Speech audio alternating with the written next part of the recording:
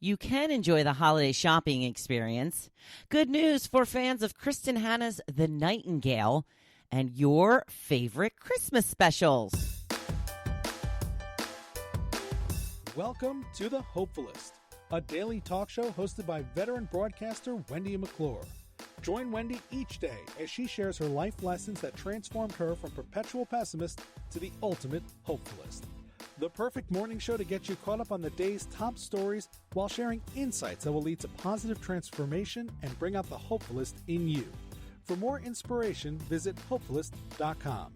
And now, here's your host and hopefulist, Wendy McClure. Good morning. It is Thursday, already December 5th, 2019. Day 84 of Gotta Get On. Ellen, I'm working on it. I'll keep you posted. I've yet to hear one word from Ellen or her team, but I'm going to keep at it. I'm going to keep bothering her. I'm going to keep sending videos. Going to keep trying to guilt her to getting Tucker on before her time passes. That's right. I'm pulling out all the stops. You know, Tucker's 13. She's got a long way to go, I can tell you that. But Ellen doesn't know that. She doesn't have to know that. So it is less than 3 weeks now until Christmas. That's right. You heard me correctly. Less than 3 weeks. Are you ready? Are you getting ready? Because when you hear it in that term, you're like, wow, only 3 weeks? It seems like it's so fast. And I also would like to know, have you been nice this year or have you been naughty? That is my naughty button. I got this from a work gift exchange a couple years back, and I love it. It's so awesome. And I had purchased another one for the Dirty Santa party that I went to last week, and put that in the white elephant Chinese auction, however you want to call it. And it was a big hit. People loved the naughty button. The cool thing was it was the first gift opened, so everybody got a big kick out of it. You can get it on Amazon if you like. It's basically like the easy button. It looks just like the easy button from Staples, but instead it says naughty on it. And it's a nice British man. Naughty. Very naughty. So have you been naughty? Because sometimes it's worth it to not get Christmas presents if you've been naughty all year, right? I wouldn't know. I'm a very good girl. It's been that way most of my life. Little time period where I wasn't the best girl. A little naughty in there, but overall I've been a very good girl most of my life, and I blame that for having a very humdrum, boring life. Rule follower here, trying to change that. Nothing happens good when you're always following the rules, right? Right. Speaking of breaking some rules, I've been going planner crazy. It's so funny how you look at one thing and then all of a sudden your Facebook news feed and your Instagram feed or whatever, it's just filled with that one time you went to look at something with 50 million different options. Most of the ones I have checked out are pretty pricey. And not only are they ridiculously expensive, but they're typically, not all of them, but a lot of them are for only 90 days. So they're asking me to spend $60 on a day planner that only lasts for 3 months. So then I have to buy 4 of them for the year. So that's $180 for a planner. Yeah, I can't do that. So I did find one for a relatively decent price, and I ordered it. And then I was going through my Facebook feed, and this is always a little scary, a little bit frightening for me, but one of the planners I had looked at and had X'd out of when I saw the price is now coming up in my Facebook feed saying, "We saw that you bounced. Now get our planner for free." Yeah, just pay the shipping and handling. All right, they sucked me in with that. The shipping and handling was $10.99, which is, they're making a little money off of it, which is fine. I get it. You need to make some money. So I'm guessing their theory is that I'm going to love this planner so much that I'm just going to have to use it from then on. So then they will get me for the other 3 planners I will need for the rest of the year. We will see how it goes. I will keep you posted. Do you typically use a planner in this day and age? Like I said, I'm kind of immersed in the environment of it right now. So it seems that a lot of people that I'm in contact with are using them, but I kind of thought it was something that fell off to the wayside in the last couple of years. So I don't know. You tell me, are you still using a daily planner, whether it's one that is written out by hand or some type of online planner? Do you use like a Google Calendar or something like that to keep track of your appointments and such? Let me know. So, do we have any fans of the book The Nightingale by Kristin Hannah? I've got to tell you, this was probably one of the best books I have ever read.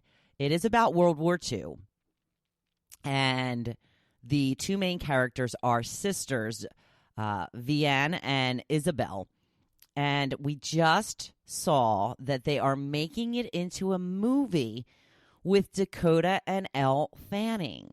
So they're real-life sisters playing fictional sisters. So that's pretty cool. And the most interesting part to me is, you know how when you're reading a book, you kind of get a picture of the person in your head. And one of the things that kind of sucks about movies is most of the time they're nothing like you pictured them in your head. Well, Elle Fanning is exactly how I pictured Isabel when I was reading this book. So I'm assuming she will be playing Isabel because she is the younger sister, as she is the younger sister to Dakota Fanning. So we'll see. We'll see if they swap them up for whatever reason, but I don't think they will. I think that Elle is definitely Isabel, and it's going to be very exciting. I don't know how long it's going to take until this movie is out, but anybody that I know that has read this book just falls in love with it. So, some movie/book news for you this morning. I wanted to give you an update on Tucker's stuffed toy. I posted a picture in the group page of her yesterday, commanding ownership over it because, you know, it's kind of my fault. It's the kind of the way I didn't train her to do this, but I kind of just, you know, gave her the message that, you know, I would come after her. This is why she plays keep away with the ball, because I would, you know, kind of be playing with her and be like, I'm going to get your ball. I'm going to get your ball. So she would run away. So I really only have myself to blame for the fact that she plays keep away, but she does it with everything. And I gave her that big stuffed unicorn the other day, and I know right away that she's going to destroy it. She actually takes a lot longer now to destroy it than she used to. I used to give her stuffed animal, and it was destroyed within 5 or 10 minutes. She had this one for a whole day, I think. And I had posted that picture of her. She thought I was going up close to her to take a picture, and she had this look in her eye like, you're making me stay, but I know you're going to steal my toy. Yes, she's very much like that. She gets that from her mama. So a little later on in the night, I was on the couch reading my book. Tucker was next to me in between the couch and the coffee table, and my husband kept saying, Tucker, don't eat it. Tucker, don't eat it.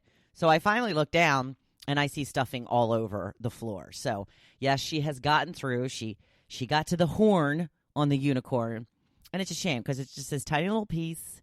But once that's torn open, it's over.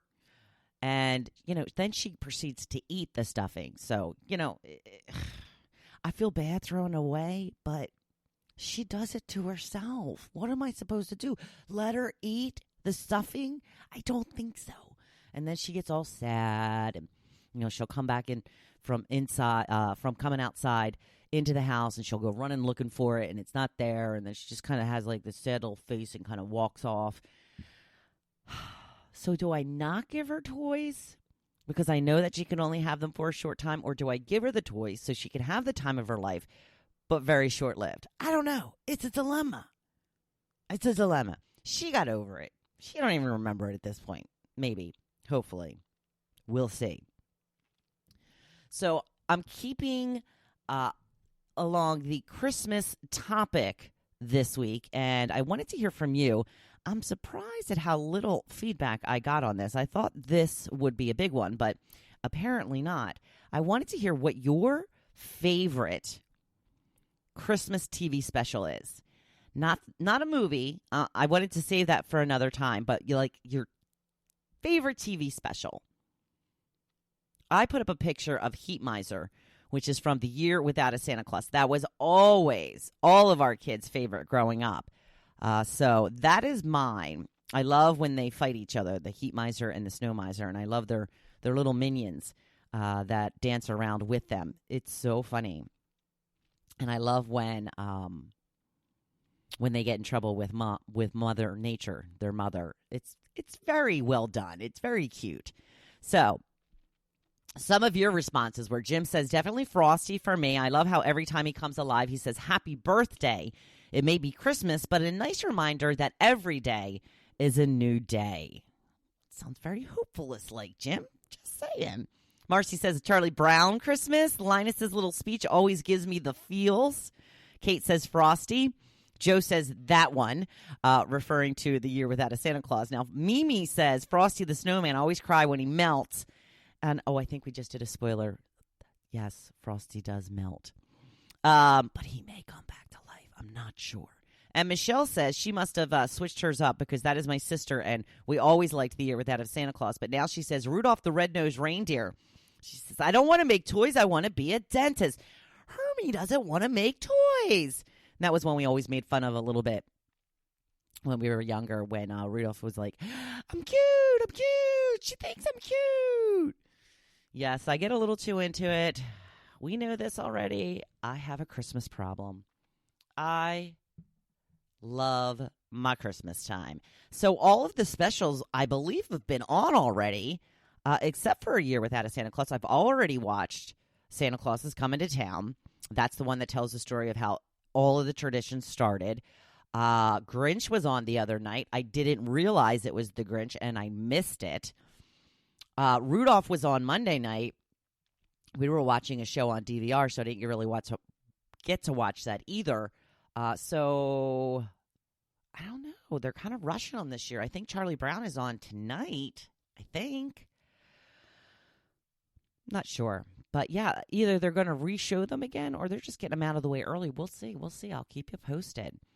So today's blog post, I wanted to talk about how you can enjoy the Christmas shopping experience. Do you like Christmas shopping? If yes, congratulations. You don't need this blog today. But if you don't, hang around and I'll tell you ways you can make it a little more enjoyable this year. First, how amazing are all those decorations? Focus on them. The amount of shiny, sparkly things to look at is overwhelming, but never too much, right? Well, sometimes, some people's homes, a little tacky side, a little bit. But mostly the stores do it with taste and elegance. And one of my favorite places to go at Christmas time, and I haven't gone in years and years and years. One, because it's ridiculously far for me to go to now that I live at the Jersey Shore. And it's one of those places that is just always insanely busy. I'm talking about King of Prussia Mall. They have the most amazing decorations. So give yourself some time to just drink in and appreciate the beauty of all the decorations. It's like eye candy, right? So speaking of which, find time to get it done. Don't run to the mall after work when you still have to rush home and make dinner. Give yourself a whole day or a half day. Can you only fit it in on a weekend when it's totally crazy? That's okay, because we're going to bulletproof ourselves when it comes to getting aggravated at the mall. So carve out a block of time where you don't have to rush. This, I believe, is the number one key. If you aren't in a rush, you won't get annoyed that things are taking too long. Now, I told you my husband and I went Black Friday shopping a couple years ago. The store was crazy, but we were prepared for it. We didn't have anywhere else to go, so we took our time and didn't mind the long line. It moved really fast, too. So also keep in mind, people still suck around the holidays. I don't mean to be, the damper here, but people will still push and shove and basically take something out of your hands if it's the last one. People are grumpy, too. Even the cashiers and customer service reps. So try to take it all with a grain of salt. This is somewhere where I need work on myself. I often get upset when I feel